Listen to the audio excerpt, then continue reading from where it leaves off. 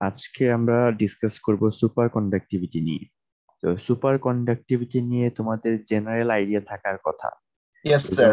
কেউ কি আমাকে বলতে পারবা ইন শর্ট? খুবই লো টেম্পারেচারে কোনো মেটাল বা সিরামিকের বা পলিমারেরও কন্ডাক্টিভিটি একদম অ্যাবসলিউটলি জিরোতে নেমে যাওয়া, যার ফলে এর ফলে চার্জ ক্যারিয়াররা একসাথে কাপলড অবস্থায় চলতে পারে একদম কোন রকমের রেজিস্ট্যান্স ছাড়াই।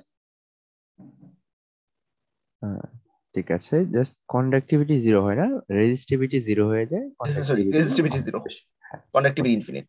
ওকে, সো বেসিক কথা এটাই। এখন কেন হচ্ছে এই জিনিসটা আমরা কিছু এক্সাম্পল দেখবো। সিরামিক, অ্যাডভান্স সিরামিক গুলার মধ্যে কোন কোন সিরামিকের কত টেম্পারেচারের নিচে গেলে এটা হয়, এইসব জিনিসগুলো দেখবো, অ্যাপ্লিকেশন কিছুটা দেখবো। ওকে, সো আজকে হচ্ছে ডিসকভারি এন্ড ডেভেলপমেন্ট দেখবো যে কত সালে কিভাবে জেনারেলি ডেভেলপমেন্টটা হলো, প্রপার্টিস, থিওরিজ এবং কিছু অ্যাপ্লিকেশন দেখবো।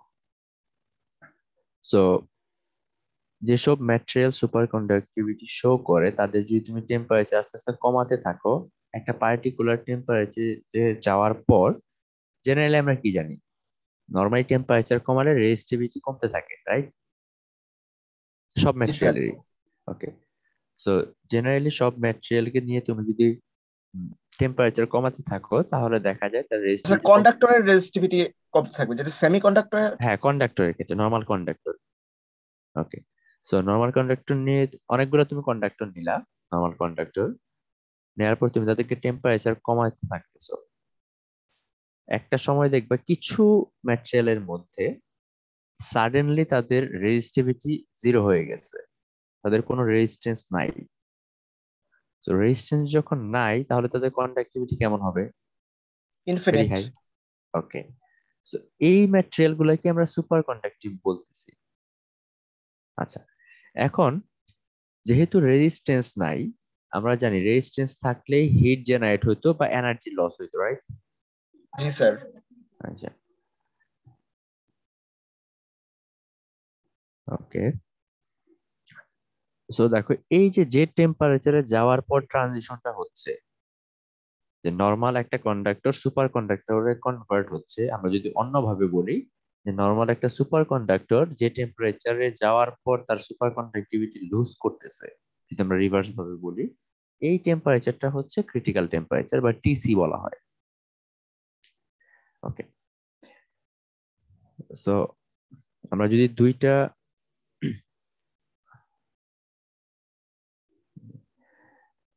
কন্ডাক্টর, একটা হচ্ছে normal non super conductor metal, আর একটা হচ্ছে সুপার কন্ডাক্টর, দুইটার ক্ষেত্রে যদি টেম্পারেচার কমাতে থাকি জেনারেলি রেজিস্টিভিটি কমতে থাকে। বাট যার সুপার কন্ডাক্টিভিটি আছে তার একটা পার্টিকুলার টেম্পারেচার, যেটাকে আমরা টিসি বলতেছি, এই টেম্পারেচার আসার পর তার রেজিস্টিভিটি ড্রপ করে জিরোতে চলে যাবে। তো আমরা যদি জেনারেল ট্রেন্ডটা ফলো করতে চাই যে রেজিস্টিভিটি কিভাবে কমতে থাকে জেনারেল অবস্থা, সেটা হচ্ছে এই ফর্মুলাতে এক্সপ্রেস করা যায়। বাট দেখো নিচে দুইটা এক্সাম্পল দেয়া আছে, একটা সুপার কন্ডাক্টর আর একটা নন সুপার কন্ডাক্টর, সেম টেম্পারেচারে বা অনেক লো টেম্পারেচারে তাদের রেজিস্টিভিটির একটা আহ, এটা আসলে অনেক লো, বাট জিরো রেজিস্টিভিটি না, অনেক লো টেম্পার। যদি তুমি খেয়াল করো তার রেজিস্ট্যান্স কিন্তু খুব ডিফারেন্ট। ওকে, এখন দেখো, সো আমরা সুপার কন্ডাক্টর নিয়ে যখন আলোচনা করছি তাদের দুইটা ফিচার আমাদের একটু জানতে হবে। একটা হচ্ছে জিরো ইলেকট্রিক্যাল রেজিস্টিভিটি, যেটা আমরা অলরেডি ডেফিনেশন থেকেই জানতে পারলাম। সো যেহেতু তাদের কোনো রেজিস্ট্যান্স নাই, সো আমরা রেজিস্ট্যান্স আসলে কাকে বলি? যে ইলেকট্রিক্যাল কারেন্টের ফ্লোটাকে অপোজ করে, রাইট? Yes sir. আচ্ছা, সো এই রেজিস্ট্যান্সটা কোথা থেকে জেনারেট হয় সেটা বলতে পারবা? মানে এটা হওয়ার যখন কারণটা কি হতে পারে? যখন চার্জ ক্যারিয়ার স্ক্যাটারিং হয় ল্যাটিসের সাথে অথবা অন্য ক্যারিয়ারের সাথে। পিউরিটির সাথে। রাইট, সো ইলেকট্রন গুলো যখন মুভ করতেছে তারা একটা ইলেকট্রন আরেকটা ইলেকট্রনের সাথে বাধা পেতে পারে, অথবা ল্যাটিসে যে অ্যাটম আছে সেখানে বাধা পেতে পারে। তো এই যে বাধাটা, আমরা বলতেছি এই অপোজিং ফোর্সটা নাই হয়ে যায়। যদি নাই হয়ে যায় তাহলে আমরা বলতে পারি এর রেজিস্টিভিটি জিরো। এখন যখনই রেজিস্টিভিটি জিরো হবে তখন আমরা কি বলতে পারি? তাদের এনার্জি লস নাই, রাইট? জি স্যার। ওকে, তো এটা হচ্ছে একটা ফিচার। আর আরেকটা ফিচার হচ্ছে তাদের ম্যাগনেটিক প্রপার্টিতে ময়েজনার ইফেক্টের নাম শুনছো কেউ? জি স্যার। অথবা তুমি একটা নর্মালি চিন্তা করো, যখন একটা নর্মাল বার কন্ডাক্টর, এখানে তুমি বাইরে একটা ম্যাগনেট নিয়ে আসলা, তাহলে কি হয়?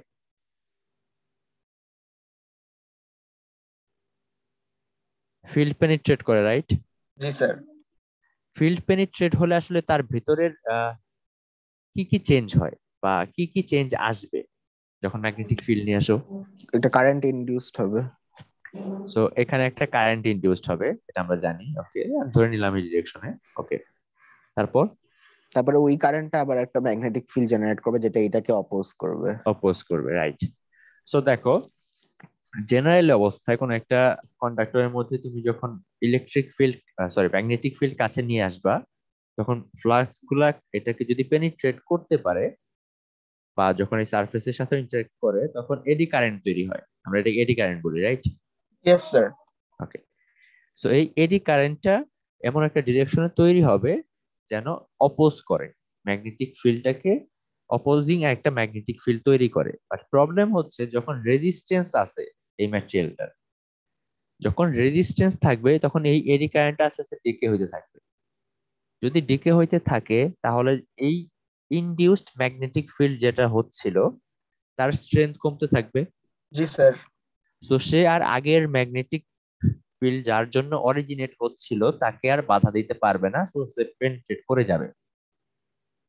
এটি কারেন্ট আসলে তৈরি হয় ইনিশিয়ালি যখন সারফেসে ম্যাগনেটিক ফিল্ডটা ফ্লো করে বা সারফেসে যখনই টাচ করে তখন সারফেস দ্বারা ইনিশিয়ালি এডি কারেন্ট তৈরি হয়। জি স্যার। এই এডি কারেন্টটাই তোমার অপোজিং ফিল্ড তৈরি করে। আর যেহেতু রেজিস্ট্যান্স আছে, রেজিস্ট্যান্সের কারণে এডি কারেন্ট আস্তে আস্তে ডিকে হতে থাকে। সো অপোজিং ম্যাগনেটিক ফ্লাস্কের ডেনসিটি কমতে থাকে, সো একসময় পেনিট্রেট করে যায়। এখন যখন সুপার কন্ডাক্টর হবে তখন এখানে কি চেঞ্জ আসবে? মেইন চেঞ্জটা কি? তখন স্যার কোনো ডিকে ডিকে হবে না। সো এডি কারেন্টে কোনো ডিকে হচ্ছে না। যদি ডিকে না হয় তাহলে অপোজিং ফিল্ডটা সবসময় তার ম্যাগনেটিক ফ্লাক্স ডেনসিটি সেম থাকবে। জি যদি স্যার। সেম থাকে তাহলে কি আর এই পেনিট্রেশনটা হতে পারবে? না স্যার। সো পেনিট্রেট হয় না, তো এটাকে আমরা বলি স্ট্রং ডায়াম্যাগনেটিক। ডায়াম্যাগনেটিক এর ক্যারেক্টার কি ছিল? যে ম্যাগনেটিক ফিল্ড অ্যাপ্লাই করা হবে ভেতরে সেই ম্যাগনেটিক ফিল্ডের অপোজিট একটা অপোজিট ফিল্ড দেবে, কিন্তু ডিরেকশনে। সেটা খুব একটা স্ট্রং হবে না, কিন্তু এখানে হ্যাঁ, এটা যথেষ্ট স্ট্রং। এটা হচ্ছে অনেক স্ট্রং ডায়াম্যাগনেটিক বলা হয়। এখন এই জিনিসটাকে কাজে লাগে আমরা ম্যাগনেটিক লেভিটেশন যেটাকে বলি, বা ম্যাগলেভ ট্রেন যেটা আমাদের আছে, সেই জিনিসটা কিন্তু কাজ করে, রাইট? জি স্যার। যেহেতু আমরা বলতেছি অপোজিং ম্যাগনেটিক ফিল্ড তৈরি হয়েছে, অপোজিং ম্যাগনেটিক ফিল্ডটা তাকে কি করতেছে? বাধা দিচ্ছে, পাস করতে দিচ্ছে না, ফিল্ডটাকে পেনিট্রেট করতে দিচ্ছে না। যদি পেনিট্রেট না করে তাহলে ফিল্ডটা কি ম্যাক্সিমাম এখানে এসে টাচ করতে পারতেছে। সো এই জিনিসটা কিন্তু আর এর থেকে কাছে আসতে পারবে না। So অনেকটা লিফটেড অবস্থায় চলে গেল। এটাকে আমরা মাইজনার ইফেক্ট বলি। এখন আমরা যদি একটু ডেভেলপমেন্টের দিকে তাকাই, ফার্স্ট সুপার কন্ডাক্টিভিটির যে থিওরিটা বা এক্সপেরিমেন্টালি যে যেটা পাইছে সেটা হচ্ছে 1908 সালে। সেটা পাইছিল হচ্ছে তোমার মার্কারির ক্ষেত্রে। মার্কারি টেম্পারেচার যখন কমাতে থাকছে একটা পার্টিকুলার টেম্পারেচার, যেটা হচ্ছে 4.2 ক্যালভিনের কাছাকাছি, এই টেম্পারেচার নিচে এসে সাডেনলি তার রেজিস্টিভিটি জিরো হয়ে গেছে। ওকে, তো জিরো আসলে বলা যায় কারণ 10⁻27 অনেকটা রেজিস্টিভিটি নাই বললেই চলে, negligible, right? G sir, in sense. এখানে দেখো অল্প কিছু আছে বাট এটা নেগলিজিবল বলা যায়। ওকে, সো এই জিনিসটার জন্যই 1911 সালে নোবেল প্রাইজ পাইছিল উনি। এখন দেখো এই যে এই জিনিসটাই এখানে বলা আছে। তো কিছু প্রবলেম এখানে আরো কিছু এক্সাম্পল দেয়া আছে। আমরা তো মার্কারির ক্ষেত্রে দেখলাম, সিমিলারলি টিন বা লেডের ক্ষেত্রেও খুব কম টেম্পারেচারে 3.8 ক্যালভিন অ্যারাউন্ড এবং 6 ক্যালভিনের দিকে সিমিলার ইফেক্ট পাওয়া যায়। আচ্ছা, বাট এই এই টেম্পারেচারটা কি অনেক লো, জি রাইট? স্যার, খুবই লো। সো লিকুইড নাইট্রোজেনের বয়লিং পয়েন্ট কত? লিকুইড জানা আছে নাইট্রোজেন কারো? -196 ডিগ্রি সেলসিয়াস। হ্যাঁ, যদি আমরা ক্যালভিনে বলি তাহলে অ্যারাউন্ড 77। 77 ক্যালভিন। ওকে, সো এই যে আমরা খুবই লো টেম্পারেচারের দিকে যাচ্ছি, এই টেম্পারেচার শুধুমাত্র লিকুইড হিলিয়াম দিয়ে রিচ করা পসিবল। তো দেখো আমরা কিন্তু 1908 সাল বা 1950 সালের আগের দিকে কিন্তু হিলিয়ামের অ্যাভেলেবিলিটি কিন্তু ছিল না। সার্টেইন কিছু পার্সনের কাছেই এটার অ্যাভেলেবিলিটি ছিল, এবং এটার রিসার্চটা লিমিটেড ছিল, যেহেতু সবার কাছে অ্যাভেলেবল না বা সব ল্যাবে অ্যাভেলেবল না, সো এটা রিসার্চ কিন্তু ফ্লারিশ করতে পারতেছিল না। আর তোমাকে এই রিসার্চ করার জন্য এই খুবই লো টেম্পারেচারে নিয়ে যাওয়ার মতো একটা ক্যাপাসিটি থাকতে হবে ল্যাবে। Yes sir. তো এই লিকুইড হিলিয়ামের যখন অ্যাভেলেবিলিটি ছিল না, তখন আমি একটু পর একটা চার্ট দেখাবো, যে তখন সুপার কন্ডাক্টিভিটি নিয়ে যে ডেভেলপমেন্টটা খুবই স্লো ছিল, কারণ টেস্ট করাটাই লিমিটেড ছিল। তো তারপরেও কিছু কিছু ম্যাটেরিয়াল, মেইনলি মেটাল, ততদিন পর্যন্ত মেইনলি মেটালের মধ্যে সুপার কন্ডাক্টিভিটির রেটটা দেখা গেছে, ভ্যানেডিয়াম, নায়োবিয়াম এগুলোর মধ্যেও পাওয়া গেছে। আচ্ছা, অ্যারাউন্ড 1950-র দিকে তখন হচ্ছে জেনারেলি তোমার আরো কিছু ম্যাটেরিয়ালের মধ্যে আসা শুরু হলো, যেমন ভ্যানেডিয়াম সিলিসাইড, নায়োবিয়াম টিনের একটা কম্বিনেশন অ্যালয়। তখন কিন্তু আসলে মেটালিক কম্পাউন্ড বা অ্যালয়ের মধ্যে আসা শুরু হয়েছে, এর আগে কিন্তু পিওর মেটাল ছিল। তো দেখো এখানে ইমপ্রুভমেন্টটা কি হচ্ছে, আমার যে ক্রিটিক্যাল টেম্পারেচার কিন্তু বাড়তেছে। ক্রিটিক্যাল টেম্পারেচার বাড়া কিন্তু হচ্ছে একটা পজিটিভ ইম্প্যাক্ট হচ্ছে অ্যাপ্লিকেশন, প্র্যাকটিক্যাল অ্যাপ্লিকেশন কিন্তু আমাদের ইজি হয়ে যাবে, রাইট? আর আমি যত ইয়েস স্যার। লো টেম্পারেচার নিতে যাব আমার কস্ট তত বাড়বে, এবং সব ধরনের এনভায়রনমেন্টে আমরা হয়তো ওইরকম লো টেম্পারেচার নেয়ার মতো সেট আপ করতে পারবো না। তো যত টিসিটাকে বাড়ানো যায় তত আমাদের জন্য সুবিধা। সো এই ক্রিটিক্যাল টেম্পারেচারের মধ্যে আরো দুইটা জিনিস ক্রিটিক্যাল আছে, এটা হচ্ছে ক্রিটিক্যাল কারেন্ট ডেনসিটি এবং ক্রিটিক্যাল ম্যাগনেটিক ফিল্ড। এটাও সম্পর্কে তোমাদের একটা জেনারেল আইডিয়া থাকার কথা, রাইট? জি স্যার, কিছুটা আছে। হ্যাঁ। সো দেখো আমরা যদি এটা 3 ডাইমেনশনাল একটু বুঝাইতে চাই, সাপোজ এটা হচ্ছে টেম্পারেচার, এটা হচ্ছে কারেন্ট, এবং এটা হচ্ছে ফিল্ড। আমরা বলতেছি একটা লিমিটিং কারেন্ট ছিল, সরি টেম্পারেচার ছিল, যার নিচে এসে রেজিস্টিভিটি এরকম লো হয়ে গেছিল, রাইট? সো এর উপরে গেলে আমরা সুপার কন্ডাক্টিভিটি পাবো না। এখন তাহলে লিমিটিং ফিল্ডটা কি?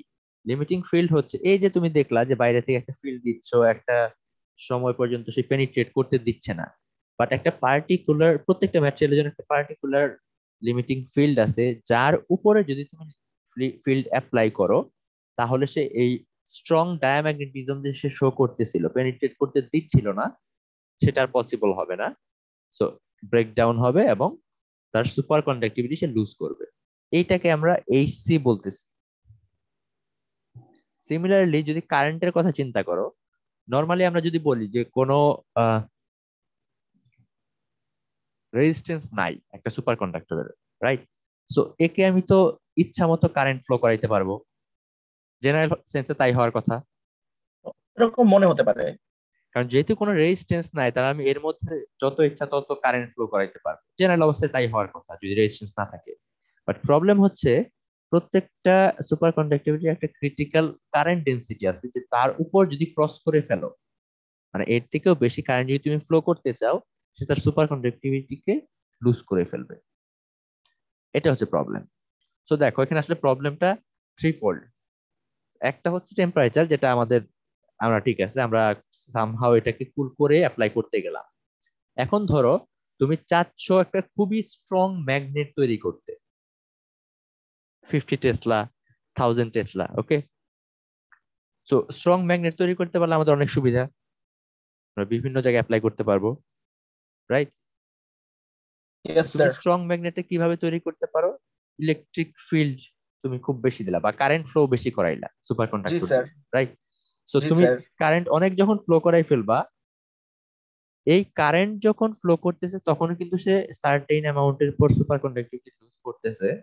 আবার এই যে ম্যাগনেটিক ফিল্ডের আমরা লিমিটিং বলতেছি, এটাও কিন্তু দুই ধরনের হইতে পারে। একটা হচ্ছে এক্সটার্নাল ফিল্ডের জন্য তার লিমিটেডও হতে পারে, আবার তুমি যখন কারেন্ট ফ্লো করাচ্ছ তখন ম্যাগনেটিক ফিল্ড ইনডিউসড হচ্ছে, সেটার জন্য কিন্তু এটা লিমিটিং ফ্যাক্টর হিসেবে কাজ করবে। তো প্রবলেমটা হচ্ছে যেসব ম্যাটেরিয়ালের এইচসি, আইসি বা জেসি অথবা টিসি এগুলা লো, তাদের অ্যাপ্লিকেশনে কিন্তু খুব লিমিটেশন চলে আসতেছে, রাইট? Yes sir. তো মেইনলি রিসার্চের ফোকাসটাই ছিল হচ্ছে এই তিনটাকে কিভাবে বাড়ানো যায়। ইনিশিয়ালি ছিল হচ্ছে টিসিটাকে কিভাবে বাড়ানো যায়, এবং পরবর্তীতে এখন বা এর আগেও এইচসি এবং জেসিটাকে কিভাবে বাড়ানো পসিবল, কোন ধরনের অ্যালয়িং করে, কত পার্সেন্টেজ কোনটা ডোপিং করে, সেটা নিয়ে কিন্তু এখনো রিসার্চ চলতেছে। কারণ আমাদের এইসব লিমিটটা যত উপরে নিয়ে যেতে পারবো তত আমাদের অ্যাপ্লিকেশনে আউটকামটা বাড়তে থাকবে। তো এখানে আরো কিছু এক্সাম্পল দেয়া আছে আদার কিছু কেমিক্যালের, যদি পারো তাহলে মনে রাখা বেটার। আচ্ছা, এখন high temperature super conductor. High temperature super conductor আসলে ফার্স্ট শুরু হয়েছে 1986-এ বা 80-র দশকের পরে। এখন হাই টেম্পারেচার সুপার কন্ডাক্টর কারা? যাদের টিসিটা একটু হায়ার টেম্পারেচারে, টিসিটা হায়ার টেম্পারেচারে জেনারেলি 30 আপ বলা হয়। এর আগ পর্যন্ত যদি একটু খেয়াল করে থাকো, এখানে ম্যাক্সিমাম কত ছিল? 23। সেটাও কিন্তু 73 সালে। জি স্যার। তো যত 1908-এ শুরু হওয়ার পর যত দিন যাচ্ছে সবাই চেষ্টা করতেছিল এই টিসিটাকে কিভাবে বাড়ানো যায়। 73 সালে এসে দেখা যায় 23 কেলভিন পর্যন্ত নিয়ে গেছে। এরপর 1986 সালে সেটা দেখা যায় 30 রিচ করতে পারছে। এবং এরাই ফার্স্ট হচ্ছে সিরামিক। এটা কি একটা সিরামিক ম্যাটেরিয়াল? জি স্যার। সিরামিক ম্যাটেরিয়ালের মধ্যে ফার্স্ট সুপার কন্ডাক্টিভিটি তারা শো করতে পারছে এবং এর জন্য নোবেল প্রাইজ পাইছে। এর আগ পর্যন্ত সবাই ছিল হচ্ছে অ্যালয় কম্পাউন্ড অথবা মেটাল। আচ্ছা, নায়োবিয়াম নাইট্রাইড কে কি সিরামিক ধরা হয় না? নায়োবিয়াম নাইট্রাইড বা ওই যে মলিবডেনাম কার্বাইড, কারণ কার্বাইড আর মলিবডেনাম নাইট্রাইডও সালফাইড। তো পড়ে। এদের ইয়ারটা আসলে কত আমি শিওর না। প্রবাবলি স্যার এগুলো ইন্টারমেটালিকের মতো, যেমন আমরা ইন্টারমেটাল, হ্যাঁ অ্যালুমিনাকে আমরা ইনক্লুশন ধরি, কিন্তু সিমেন্টাইটকে আমরা ইন্টারমেটালিক ধরি। ব্যাপারটা হয়তো রাইট, এরকম কিছু হতে পারে। জি। হুম। হতে পারে। ওকে, তো এখানে তোমাদের আরো কিছু এরপর যা ডেভেলপমেন্ট হয়েছে কন্টিনিউয়াস তার কিছু এক্সাম্পল দেয়া আছে। ওয়াইবিসিও, সেটা হচ্ছে আসলে তিনটা মিশ্রণ একটা সিরামিক। দেখো এর টিসিটা আরো বেড়ে গেছে।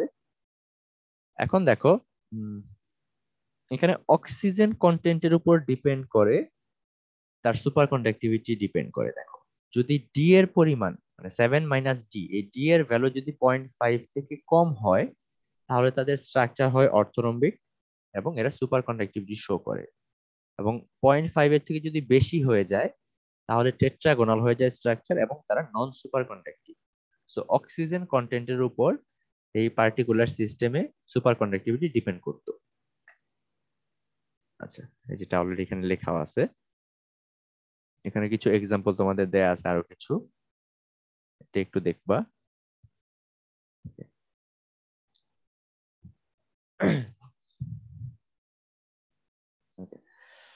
এরপর 1988 এর দিকে আরেকটা সিস্টেম দেখা গেছে যেটা অলমোস্ট 110 ক্যালভিন পর্যন্ত রিচ করতে পারছে। ওকে, এখন এর আরো কিছু সুবিধা ছিল। সুবিধা হচ্ছে এরা অক্সিজেন কন্টেন্টের উপর ডিপেন্ড করে না, কারণ এখানে অলরেডি অনেক হায়ার অক্সিজেন আছে। সো আলাদা অক্সিজেনেশন প্রসেসের দরকার ছিল না, যেটা আগেরটায় লাগতো। বেটার কম্পাউন্ডের স্ট্যাবিলিটি ছিল, হাই আরটিসি ছিল, এটা একটা বড় ইয়ে। আচ্ছা, তো এখানে এই এক্সাম্পল গুলো একটু দেখবা, এবং যদি লো গুলা মনে না রাখতে পারো হায়ার গুলা মনে রাখা বেটার, হায়ার সিস্টেম গুলো। ওকে, দেখো অলমোস্ট এখন পর্যন্ত 250 দিকেও রিপোর্টেড হয়েছে, বাট প্রবলেম হচ্ছে এরা রিপ্রোডিউসিবল না। তো 250 তে যদি এটা যদি রিপ্রোডিউস করা যায় বা যেত, অথবা দেখো 0 ডিগ্রি সেলসিয়াস, মানে 273 কেলভিনেও রিপোর্টেড হয়েছে পেপারে বা জার্নালে, বাট এরা রিপ্রোডিউসেবল না এখন পর্যন্ত। সেটা কিন্তু একটা লিমিটেশন, কারণ আমরা যদি মাস প্রোডাকশন করতে চাই তাহলে অবশ্যই রিপ্রোডিউসেবল হইতে হবে।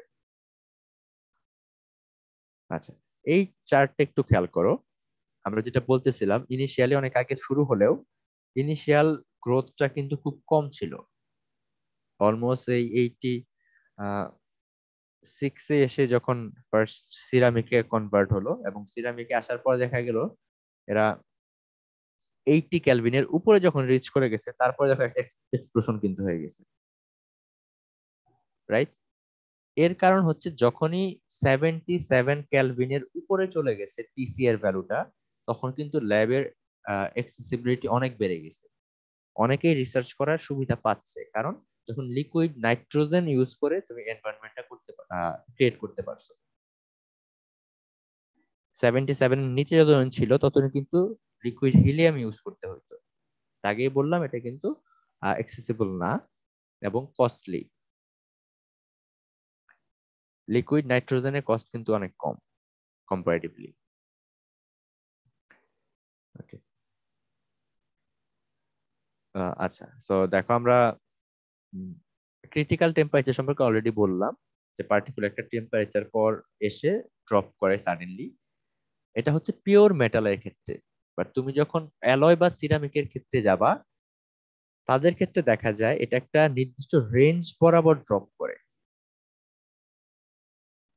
ওকে, অ্যালয় এবং সিরামিকের ক্ষেত্রে এটা রেঞ্জের বরাবর ড্রপ করে, ট্রানজিশন হয়। এই জন্য একটু পরে, কিছুক্ষণ পর আমরা হয়তো দেখবো যে দুইটা টাইপে ভাগ করা হয়েছে সিরামিককে। এবং যাদের রেঞ্জ বরাবর ভ্যারি করে তাদের দেখা যায় অ্যাটমিক মাসের উপর ডিপেন্ড করে। মানে এই রিলেশনটা অনেকটা এই ফর্মুলা দ্বারা এক্সপ্লেন করা যায়। সো আলটিমেটলি এখানে আসলে মেইনলি আমরা কি দেখতে চাচ্ছি, অ্যাটমিক মাস যখন বাড়ে তখন টিসিটা কমে। যেমন মার্কারি একটা এক্সাম্পল দেয়া আছে।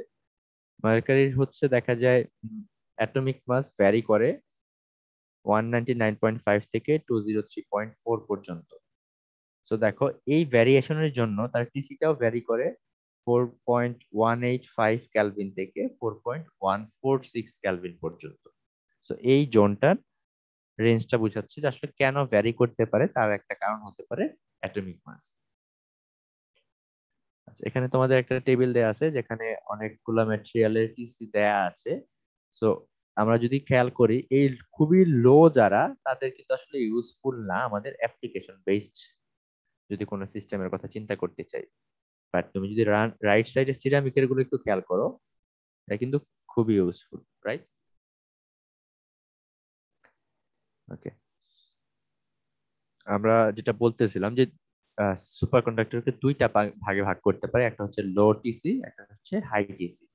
ওকে, আরো কিছু ফ্যাক্টর এখানে তারা এফেক্ট করে, একটা হচ্ছে pressure, thermal property, stress, frequency, এগুলা পয়েন্ট আকার দেওয়া আছে, একটু দেখবা। আচ্ছা, আরেকটা জিনিস, আমরা যে ক্রিটিক্যাল ম্যাগনেটিক ফিল্ড বলতেছিলাম, রাইট? এইচসি। Yes sir. আচ্ছা, লেফট সাইডের কার্ভটা একটু খেয়াল করো। আচ্ছা, এই কার্ভটা কেউ এক্সপ্লেন করতে পারবা খুবই শর্টে? যখন কোনো ম্যাগনেটিক ফিল্ড অ্যাপ্লাই করা না হয় তখন ক্রিটিক্যাল টেম্পারেচার হাইয়েস্ট। ম্যাগনেটিক ফিল্ডের পরিমাণ আমরা যতই বাড়াতে থাকি ততই ক্রিটিক্যাল টেম্পারেচার কম থাকে, এবং ম্যাগনেটিক ফিল্ড যখন ক্রিটিক্যাল ম্যাগনেটিক ফিল্ডে পৌঁছে যায় তখন ক্রিটিক্যাল টেম্পারেচারটাই 0 কেলভিন হয়ে যায়। ওকে, সো দেখো, আমরা যদি কোনো তোমারটা ঠিক আছে। তো আমরা যদি আরেকভাবে চিন্তা করি, যে যখন 0 ক্যালভিনে নিয়ে যাই, তখন ম্যাগনেটিক ফিল্ড বা আমি অ্যাপ্লাইড যে ম্যাগনেটিক ফিল্ডটা দিচ্ছি সেটা ম্যাক্সিমাম আমরা দিতে পারি, তারপরেও সে ব্রেকডাউন হয় না। এবং যখনই টেম্পারেচার বাড়াতে থাকতেছি, এই লিমিটিং যে ম্যাগনেটিক ফিল্ডটা ছিল সেটা আস্তে আস্তে কমতে থাকবে। এবং টেম্পারেচার যদি টিসি তে নিয়ে যাই তখন কোনো এক্সটার্নাল ম্যাগনেটিক ফিল্ড আমি দিতে পারবো না, তাহলেই ব্রেকডাউন হয়ে যাবে। এর ভিতরে এই যে জোনটা হইলো, তুমি যদি কম্বিনেশন আকারে ইউজ করতে চাও তাহলে এই জোনের ভিতরে থাকলে তুমি সুপার কন্ডাক্টর পাবা, এর বাইরে যদি চলে যাও তাহলে নর্মাল কন্ডাক্টর হয়ে যাবে। এটা হচ্ছে টাইপ 1 সুপার কন্ডাক্টর বলা হয়। জেনারেলি মেটাল গুলা, তার মধ্যেও ভ্যানেডিয়াম এবং নায়োবিয়াম হচ্ছে ডিফারেন্ট এর বাইরে। ভ্যানেডিয়াম, নায়োবিয়াম, অ্যালয় এবং হাই টেম্পারেচার সুপার কন্ডাক্টর যারা আছে তাদের ক্ষেত্রে দেখা যায় যে এইচসি এর ভ্যালুটা দুইটা হয়, একটা হচ্ছে লোয়ার আর একটা হচ্ছে হায়ার। লোয়ার এইচসি এর নিচে এবং এই যে নিচের জোনটা তারা হচ্ছে নর্মাল টাইপ 1 সেমিকন্ডাক্টরের মতো শো করে, মানে হচ্ছে এর ভিতরে থাকলে টোটালটাই সুপার কন্ডাক্টর, বাইরে গেলে কোনো একটা প্রবলেম জেনারেট হইতে পারে। আবার দেখা যায় তারপরে আরেকটা জোন তৈরি হয় মিক্স জোন, তার মানে কিছু সুপার কন্ডাক্টিভিটি শো করবে, তার মধ্যে কিছু জোন আবার সুপার কন্ডাক্টিভিটি শো করবে না। এই জোনটাই কিন্তু দেখো অনেক বড়। তোমরা ফিজিক্যাল প্রপার্টিস এ মনে হয় এরকম কিছু একটা জিনিস পড়ার কথা, এই মিক্স জোনটাকে কাজে লাগিয়ে কিভাবে আমরা অ্যাপ্লিকেশনে কাজে লাগাতে পারি। তুমি কিছু দেখছো? না স্যার, না এটা স্যার, আপনি এই পার্টটা পড়ানো হয়নি, শেষে টাইম ছিল না। আচ্ছা আচ্ছা। এই জোনটা অনেকটা এরকম করা হয় যে তোমার পার্টিকুলার সাপোজ একটা ওয়্যার তৈরি করছো যার ডায়ামিটার এরকম। সো মিক্স জোন যখন জেনারেট হচ্ছে, সাপোজ এখানে সুপার কন্ডাক্টর, এখানে নরমাল, এখানে সুপার কন্ডাক্টর, এখানে নরমাল। সো এই জিনিসটাকেও আমরা আসলে ডিরেক্টলি অ্যাপ্লাই করতে পারি, কারণ এখানেও যদি সুপার কন্ডাক্টর থাকে তাহলে তো প্রবলেম নাই, কারণ এটুকু দিয়েও তো তোমার অনেক বেশি ইলেকট্রিসিটি ফ্লো করতেছে। আচ্ছা, উম, আমরা যে কথাগুলা বললাম দেখো তো, এই ইকুয়েশন গুলা কি সেটাই ডিফাইন করে না?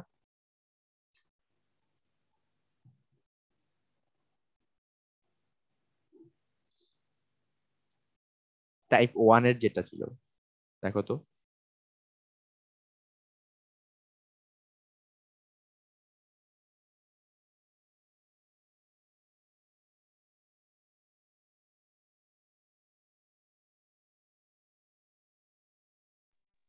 Yes sir. আচ্ছা দেখো স্যার, টেম্পারেচার। আমার এখানে একটা প্রশ্ন ছিল যে আমরা এইচসি যে জিরো ডিগ্রি কেলভিন ম্যাক্সিমাম সেটা আমি জানি, কিন্তু ম্যাক্সিমাম পয়েন্টে যেটা ফ্ল্যাট হয়ে গেছে কার্ভটা, এরকম তো স্যার সরাসরি কার্ভ থেকে আমরা দেখতে পাইনি। T is equal to zero কে আপনি DHC by DT equal to zero, um, এটা তো এতটা সহজেও বলে দেওয়া সম্ভব না যে এইচসি যেহেতু ম্যাক্সিমাম তাই এটার DHC by DT equal to zero. দেখো তুমি যখন টি ইকুয়ালস টু জিরো আসো তখন যে ভ্যালুটা পাচ্ছ এটা কি একটা সিঙ্গেল পয়েন্ট না, ফিক্সড কনস্ট্যান্ট না? স্যার কার্ভটা তো সবসময় যে একদম ফ্ল্যাট হয়ে যাবে তা না। যদি মনে করেন স্যার ট্যান্টালামের কথাটাই ধরুন, ট্যান্টালামের কার্ভটা যদি স্যার একদম কোনাকুনি উঠে গিয়ে ভার্টিক্যাল এক্সট্রা কাট করে, ওই পয়েন্টে sir DHC by DT zero হবে না, যদিও সেটা কনস্ট্যান্ট। যদি এবার স্যার ভার্টিক্যালি উঠে গিয়ে কাট করে, তাহলে তো স্যার সেখানে স্লোপটা জিরো হবে না এক্স্যাক্টলি। এটার কথা বলতেছে এভাবে? জি স্যার, সেক্ষেত্রে তো তার স্লোপটা জিরো হবে না। কোন একটা কনস্ট্যান্টের ডিফারেন্সিয়েশন কত হয়? কনস্ট্যান্টের ডিফারেন্সিয়েশন হবে জিরো, কিন্তু অ্যাকচুয়ালি অ্যাকচুয়ালি স্যার আমরা তো অ্যাকচুয়ালি যে এইচ এইচ হচ্ছে একটা ভেরিয়েবল, সেই ভেরিয়েবলের আমরা ডিফারেন্সিয়াল নিচ্ছি এবং তারপর সেই ডিফারেন্সিয়াল ভ্যালুটার আমরা ওই কনস্ট্যান্ট পয়েন্টে ভ্যালু নিচ্ছি, তাই না স্যার? জিনিসটা আসলে যেটা বুঝাইতে চাচ্ছে যে কোন একটা ডিফারেন্সিয়েশনের জিরো মানে আসলে একটা কনস্ট্যান্ট ভ্যালু, সেটাই আসলে বুঝাইতে চাচ্ছে। লজিকটা স্যার ঠিক মনোপুত হলো না, এই জন্য যে আচ্ছা, ধরুন যে এখানে কার্ভ গুলা স্যার মোস্টলি ফ্ল্যাটই অ্যাপ্রোচ করে তো মনে মোস্টলি হয় ফ্ল্যাট অ্যাপ্রোচ সবগুলোর করে। জন্য। তুমি যদি নর্মালি চিন্তা করে যাও টি যখন 0 কেলভিন তখন এইচ সি তখন তো জিরো হয়ে গেছে, রাইট? সরি, কনস্ট্যান্ট হয়ে গেছে। তো তুমি ওই অবস্থায় যদি ডিফারেন্সিয়েশন করো, কনস্ট্যান্টের ডিফারেন্সিয়েশন তো জিরো হবে, রাইট? হতে পারে যদি কার্ভটা ফ্ল্যাট হয়ে যায়। তো দেখো মোস্ট অফ দা কেসে কিন্তু ফ্ল্যাটই হয়ে গেছে, বাকিগুলো কিন্তু কাটই করে নাই। এটা কিন্তু তাদের টোটালটাই। তার মানে এটা স্যার অ্যাকচুয়ালি কার্ভ থেকে বা ইনটুইশন থেকে পাওয়া যায়, এটা মোস্টলি এক্সপেরিমেন্টাল। হুম, মানে এক্সপেরিমেন্টাল এইগুলা থেকেই তো আসলে আলটিমেটলি এই কোয়েশনটা ডিরাইভ করা হয়েছে। Okay sir. মানে এই তিনটা কন্ডিশন থেকে এই তোমার আলটিমেটলি একটা রিলেশন ডিরাইভ করা হয়েছে। তো সেকেন্ড কন্ডিশনটাও একই, টিসি যখন হাইয়েস্ট তখন এইচসি জিরো হয়ে গেছে, এবং এর মাঝামাঝি যখন তখন হচ্ছে একটা নেগেটিভ স্লোপ আছে, তার মানে কমতেছে, রাইট? এই তিনটা কন্ডিশন যদি একসাথে করো একটা জেনারেল রিলেশনশিপ বলা যায় এইভাবে। ওকে, এখানে কিছু ভ্যালু তোমাদের দেয়া আছে, এটা একটু দেখবা। টাইপ 1 টাইপ 2 আমরা অলরেডি দেখলাম। আচ্ছা, এই দুইটার মধ্যে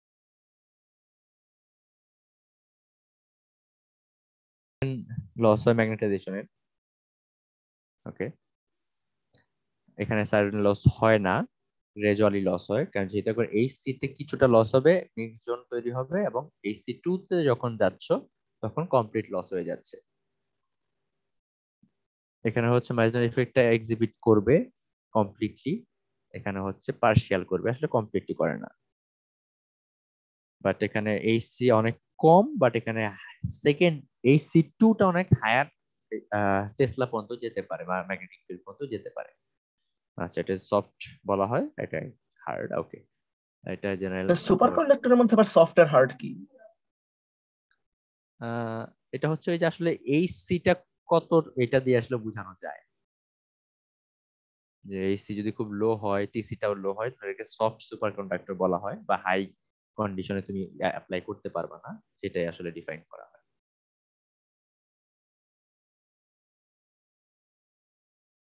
অথবা তুমি যদি আরেকভাবে একটু বলতে চাও, ম্যাগনেটিকের সাথে চিন্তা করতে চাও, যেটা ইজিলি রিভার্সিবল, খুব কম ভ্যারিয়েবল চেঞ্জের সাথে সাথে যদি রিভার্স হয়ে যায়, ট্রানজিশনটা যদি খুব ফাস্ট হয়, আমরা ম্যাগনেটিকে কি বলি? Soft magnet. মানে ম্যাগনেটের ক্ষেত্রে কোয়েরসিভ ফোর্স আর সুপার কন্ডাক্টরের ক্ষেত্রে ক্রিটিক্যাল ম্যাগনেটিক ফিল্ডের দুটো তুলনা করা হচ্ছে। হ্যাঁ, মানে একই জিনিস, মানে তুমি কোয়ার্সিভ ফিল্ড দিয়ে আসলে কি বুঝাও? রিভার্সিবিলিটি কত ইজিয়ার, রাইট? Yes sir. তো এখানেও তো রিভার্সিবিলিটি যদি ইজিয়ার হয়, মানে একটা পয়েন্টে ট্রানজিশন পয়েন্ট হয়, তাহলে এর এক দিকে গেলে একরকম, আরেক দিকে গেলে আরেক রকম। সো তার জি। রিভার্সিবিলিটি কি খুব ফাস্ট বা ইয়েস ইজিয়ার? স্যার। তো ইয়েস এটাকে স্যার। আমরা সফট সুপার কন্ডাক্টর বলতেছি। আর যেটা ওকে একটা স্যার, জোন বুঝলাম। ধরে তোমার কমপ্লিটলি চেঞ্জ করার জন্য একটা জোন ধরে যেতে হবে, সেটাকে আমরা হার্ড। আচ্ছা, সিমিলারলি যদি আমরা কারেন্টের কথা বলি, একটা লুপে চিন্তা করো, যার রেডিয়াস হচ্ছে আর, এরকম একটা ওয়্যার তৈরি করছো, যার মধ্যে তুমি কারেন্ট ফ্লো করতেছো। যদি এক্সটার্নাল না হয়, ইন্টারনাল কারেন্ট ফ্লো এর জন্য তার ম্যাগনেটিক ফিল্ড তৈরি হবে, রাইট? সেটা একসময় এইচসি তে ক্রস করে ফেলবে। ওই এইচসি যখন ক্রস করে ফেলতেছে এই ইন্টারনাল কারেন্ট ডেন্সিটির জন্য, ওইটাকে আমরা আইসি বলতেছি। একটা লুপ যদি কারেন্ট তুমি ফ্লো করতে থাকো, কারেন্ট বাড়াইতে থাকো, একসময় কি ম্যাগনেটিক ফিল্ড পরিমাণ বাড়তে থাকবে? জি স্যার। ওই ম্যাটেরিয়ালের এইচসি যে কারেন্টের কারণে তৈরি হবে এবং সে সুপার কন্ডাক্টিভিটি লুজ করবে, ওই কারেন্টটুকুকেই আইসি বলতেছে। ওকে, ওকে। সো আমরা এটা যদি গ্রাফিক্যালি রিপ্রেজেন্ট করি, এরকম আমরা একটা রিপ্রেজেন্ট করতে পারি। সো এইচসি যখন আমরা ক্যালকুলেট করব, মানে ম্যাক্সিমাম ফিল্ড, তখন বাকি দুইটাকে জিরো বা মিনিমাম ধরে নিই। এইভাবে করলে আসলে এই জোনটা হয়, এবং আমাদের প্র্যাকটিক্যাল ম্যাটেরিয়ালের ক্ষেত্রে দেখা যায় আমরা হয়তো এই জোনের ভিতরে থাকলে সুপার কন্ডাক্টিভিটি পাবো। ওকে, আসলে ক্লাস বেশিক্ষণ নাই, আমরা একটু আগায় যাই। তো মাইজনার ইফেক্ট সম্পর্কে আমরা একটু আগেই বললাম। তো দেখো, যখন কোন একটা ফিল্ড দিচ্ছি, যদি সে স্ট্রং ডায়াম্যাগনেটিক হয় বা সুপার কন্ডাক্টিভিটি শো করে, তাহলে কি লেফট সাইডের ইমেজটা পাওয়া যাবে? ইয়েস যেটা স্যার। আমরা বললাম, ম্যাটেরিয়ালের ভিতরে সে পেনিট্রেট করতে পারবে না। এখন যখন তার এইচসি ক্রস করে ফেলছো বা তার সুপার কন্ডাক্টিভিটি লুজ হয়ে গেছে, তখন সে পেনিট্রেট করে ফেলবে। অথবা নর্মাল ম্যাটেরিয়ালের ক্ষেত্রে আমরা এরকম পাবো। এই জিনিসগুলো এখানে লেখা আছে যে এডি কারেন্ট জেনারেট হয়, এডি কারেন্টটা ডিকে হয়, ডিকে হওয়ার কারণে এটা আমরা পাই। বাট যদি ডিকে না হয়, তাহলে আমরা লেফট সাইডের বা এ ইমেজটা পাবো। এখন ম্যাগনেটিক লেভিটেশন কিভাবে কাজ করে? ম্যাজনার ইফেক্টের কারণে আমরা বলতে পারি, রাইট?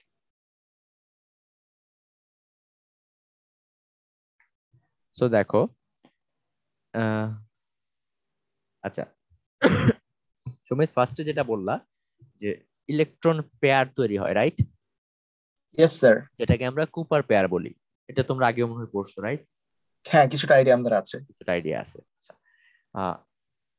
এটা হচ্ছে 1957 এই থিওরিটা দেয়া হয় যে যখন আমরা টেম্পারেচার কমাতে থাকি একটা সার্টেন টেম্পারেচারের নিচে গেলে যখন সুপার কন্ডাক্টিভিটি শো করে তখন আসলে তাদের থার্মাল ভাইব্রেশন কমতে কমতে একটা সার্টেন ক্রিটিক্যাল পয়েন্টে যায় যখন ইলেকট্রন গুলা তাদের মধ্যে পেয়ার তৈরি করে ফেলে।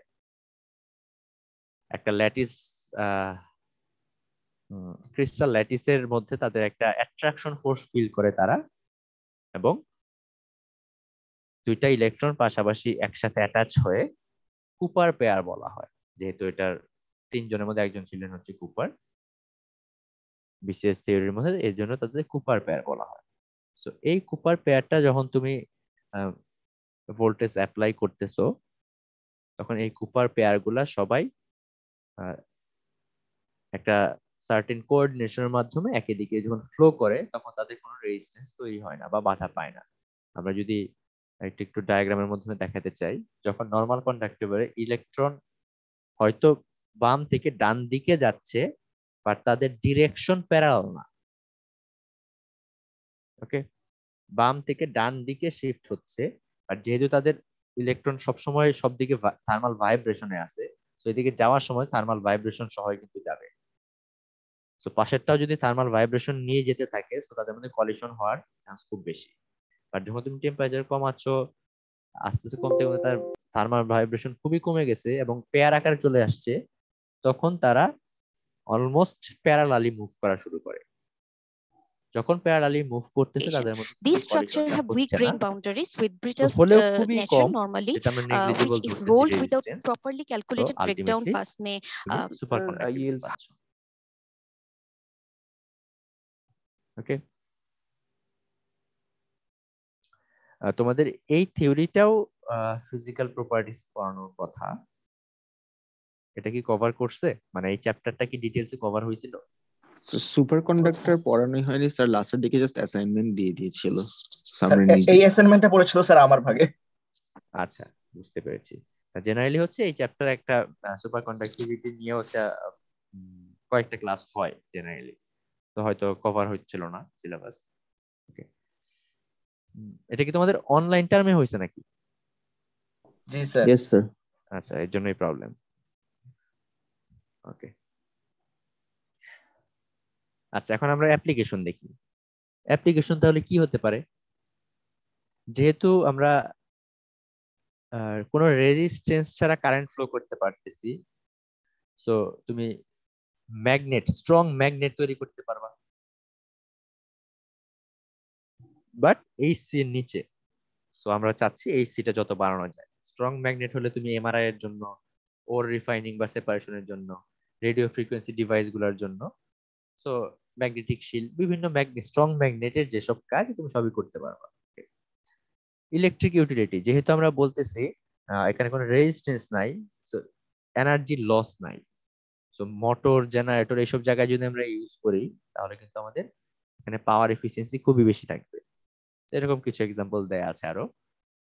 আচ্ছা, এখানে তাহলে ট্রেড অফটা কি? আমরা বলতেছি কোনো রেজিস্ট্যান্স নাই, কোনো এনার্জি লস নাই, সো আমরা অনেক যেসব জায়গায় ইউজ করবো সেখানে এফিসিয়েন্সি অনেক বেড়ে যাচ্ছে, সো আলটিমেটলি কস্ট সেভিং হচ্ছে, রাইট? সবগুলো তো আমাদের কস্ট সেভ করতেছে।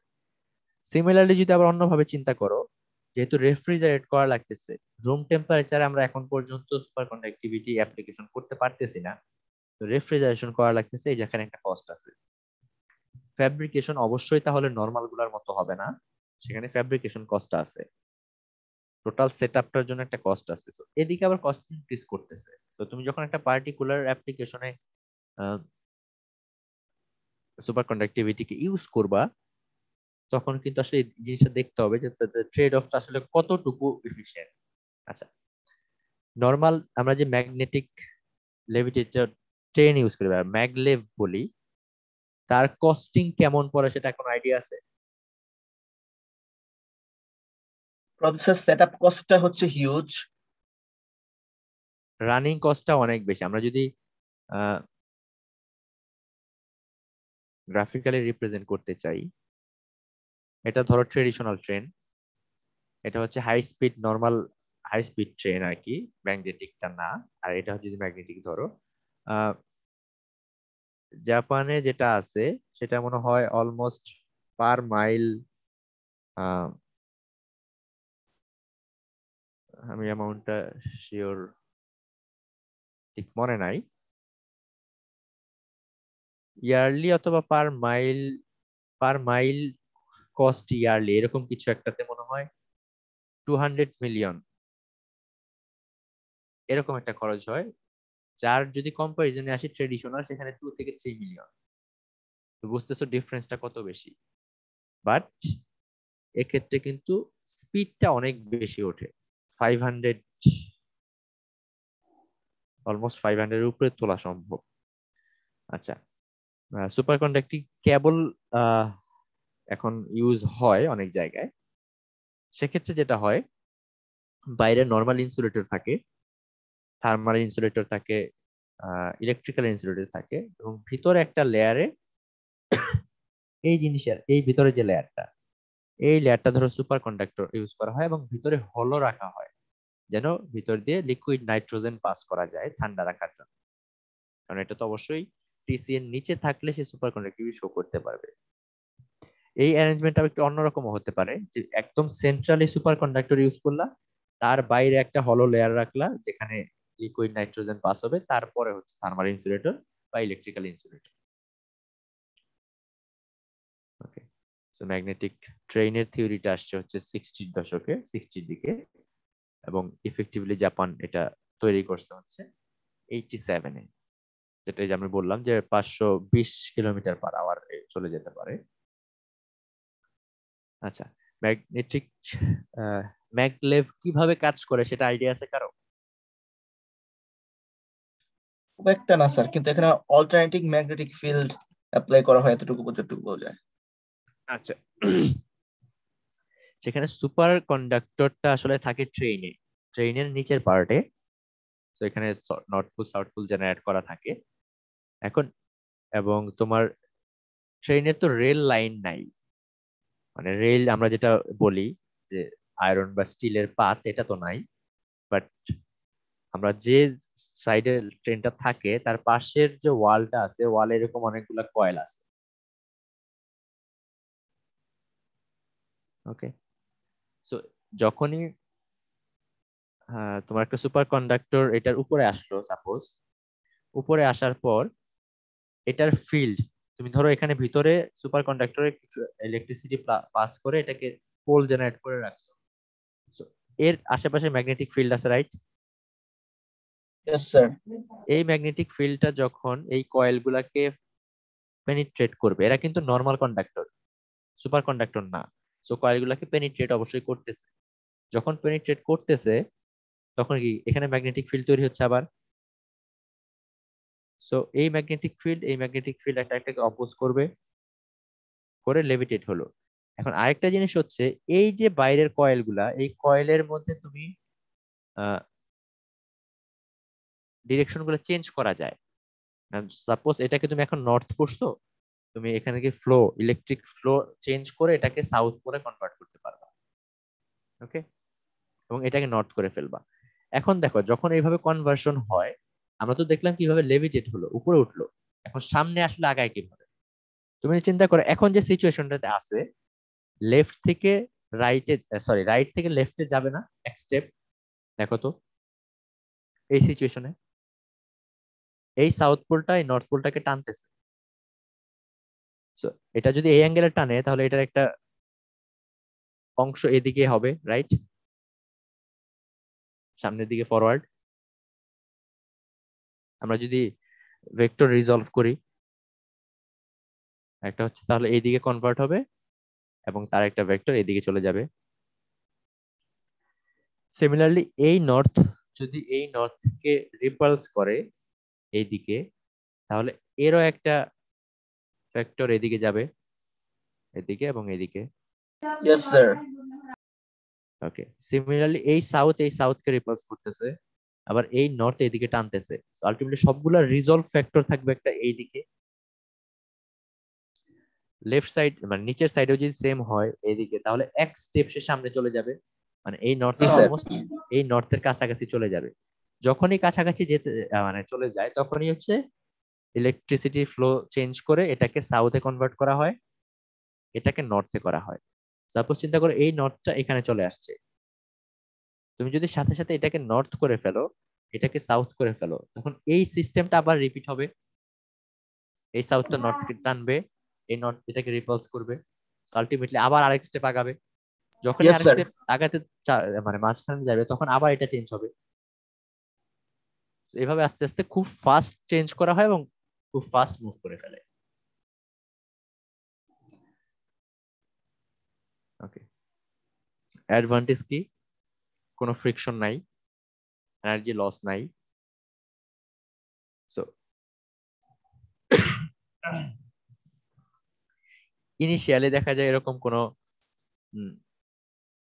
এনার্জি দেয়া লাগতেছে না খুব লো স্পিডের জন্য, কারণ অলরেডি তুমি যখন এখানে রাখতেছো লেভিটেট হয়ে একটু সামনে আগানো শুরু হয়ে যাবে। বাট তুমি যখন এটাকে ফাস্ট মুভ করতে চাচ্ছ, তখন তোমার ইলেকট্রিক ফিল্ডটা চেঞ্জ করতে হবে খুব ফাস্ট। যত র্যাপিডলি চেঞ্জ করবা, তত এটা সামনে আগাইতে যাবে।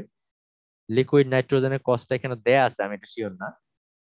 1 লিটার লিকুইড নাইট্রোজেনের কস্ট 1 লিটার মিনারেল ওয়াটারের থেকে কম, আমি এটা শিওর না মার্কেট প্রাইস এটাই কিনা এখন। উম, এবং যেহেতু স্পিড অনেক বেশি এবং হাই লোড ক্যারি করতে পারে। Okay. আরো কিছু অ্যাপ্লিকেশনের মধ্যে হচ্ছে এমআরআই হতে পারে। এই তো, কারো কোনো কোশ্চেন? ইলেকট্রন গুলো তো নেগেটিভ হওয়া সত্ত্বেও সত্ত্বেও কি করে negative negative negative negative attraction করে কুপার পেয়ার তৈরি করে আমরা? এটার মধ্যে যে ফান্ডামেন্টাল ভিতরে কি কাজ করে সেটা আসলে তারা প্রপোজ করে নাই আমার জানা মতে। তাদের প্রপোজালটা এরকম যে ইলেকট্রনটা নেগেটিভলি চার্জ, ঠিক আছে, বাট তাদের যখন তুমি থার্মাল এনার্জি অনেক কমায় নিয়ে যাবা, তারা যেটা বুঝাইতে চেয়েছে যে থার্মাল এনার্জি যখন অনেক কমে যায়, তাদের মধ্যে একটা ল্যাটিস টার্মটা আমি একটু দেখে নিই দাঁড়াও। তারা মানে একদম খুব কাছাকাছি আসে না, কিন্তু তারা ল্যাটিসের যেমন ভাবে অ্যাটম হ্যাঁ, গুলো সজ্জিত থাকে, ইলেকট্রন গুলো মানে কাছাকাছি একসাথে ইলেকট্রন লেগে থাকে সাজ্জিত না, হয়। বাট তারা একটা পেয়ার আকারে থাকে, হয়তো ভিতরে কিছুটা ডিস্টেন্স থাকতে So, পারে। এখানে ইলেকট্রন ফোনন কাপলিং হয় না কি জানি একটা হ্যাঁ, মানে তাদের দেখেছিলাম। থিওরিটা এরকম যে ল্যাটিস ভাইব্রেশন থেকেই তাদের ইলেকট্রিক ফোনন একটা কাপলিং হয়। ফোনন মানে আসলে কি? ভাইব্রেশন তো, right? Lattice vibration. Lattice vibration. তারা এটাই এরকমই একটা থিওরি দিছে যে তাদের এই ল্যাটিস ভাইব্রেশনের জন্য তারা একটা পেয়ার জেনারেট করে। আর আসলে তাদের ওই থিওরিতে ডিটেইলস কিভাবে ফান্ডামেন্টালি হয় সেটা আমি শিওর না, আছে কিনা এটা আমিও শিওর না। বাট এই ল্যাটিস ভাইব্রেশনের কারণে তারা অ্যাটাচ হয়ে যায় ফোনন, ফোননের কারণে। কাপলিং প্রোটন মানেই তো আসলে প্রোটনের পেয়ার ক্ষেত্রে হওয়া। অ্যাকচুয়ালি স্যার প্রোটন প্রোটনের ক্ষেত্রে নিউক্লিয়াসের ভেতর যে পেয়ার হয় সেটা কাজ করে গ্লুয়নের মাধ্যমে, কিন্তু গ্লুয়ন তো হচ্ছে স্ট্রং স্যার আমাদের নিউক্লিয়ার ক্লাস ফোর্স, কিন্তু ইলেকট্রনের মধ্যে স্ট্রং নিউক্লিয়ার ফোর্স কাজ করবে। আচ্ছা, তুমি এটা একটু দেখে নিও, প্রবলেম নাই, ফান্ডামেন্টালটা আসলে কি হতে পারে। আচ্ছা, সিআর কি আছো? সিআর? হ্যালো হ্যালো হ্যাঁ, হ্যালো। শুনতে পাচ্ছি। জি স্যার। আচ্ছা, তোমরা ক্লাস টেস্ট কবে দিতে চাচ্ছ? স্যার মানে নেক্সট উইকে দিয়ে দিতে ভালো হতো। নেক্সট উইকে কিসের রবিবার দেওয়া যায়? আহ, রবিবার? না, রবিবার আমার আসলে সকাল বিকাল দুই বেলায় ল্যাব আছে। তোমরা সোমবার? আচ্ছা, আমাদের থিওরিতে আসলে বেশি ক্লাস নাই, হয়তো একটা বা দুইটা ক্লাস হলে থিওরি শেষ হয়ে যাবে। ওকে, তোমাদের শনিবার তো হচ্ছে মেবি ছুটি, ইয়েস স্যার। জি স্যার, তো শনিবার ছুটি। শনিবার ক্লাস হচ্ছে না। সোমবার যে তোমাদের 11টার সময় থিওরি ক্লাস, তখন আমি হচ্ছে তোমাদের 5 নাম্বার এক্সপেরিমেন্ট ল্যাবের ওই লেকচারটা দিব। ওকে, তোমাদের রোল পাস ডিজাইনের কতটুকু পড়ানো হয়েছে? স্যার অনেক দূরই হয়ে গেছে। আচ্ছা, তো আমি এটা দিয়ে দেবো, কারণ যেন তোমরা অ্যাটলিস্ট 2 সপ্তাহ টাইম পাও ল্যাব রিপোর্ট সাবমিট করার। আচ্ছা, সোমবার কি 1টার পর দিতে পারবা? শিওর স্যার, সোমবার তাহলে 1টার পর। আচ্ছা, সোমবার হচ্ছে কত তারিখ? 7 তারিখ, রাইট?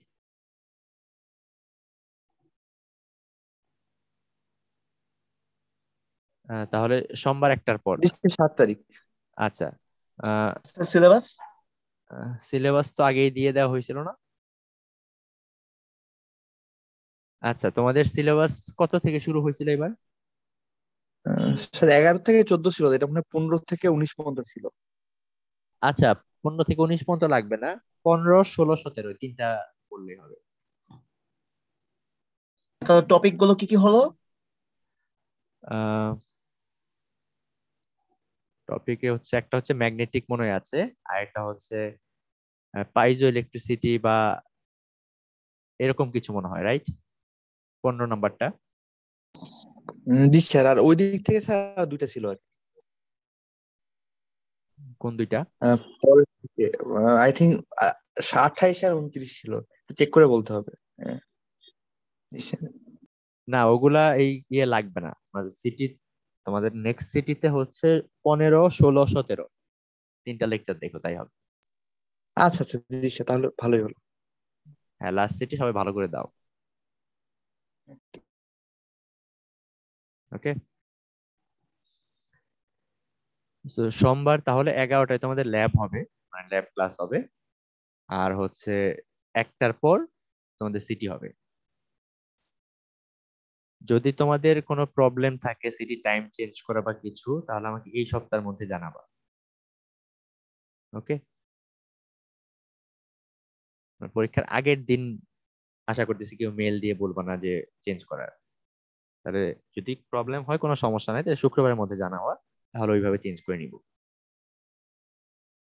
ওকে, সিয়ার। জি স্যার, সমস্যা নেই, ঠিক আছে। জানাবো। ওকে, ঠিক আছে, তাহলে সবাই ভালো থাকো।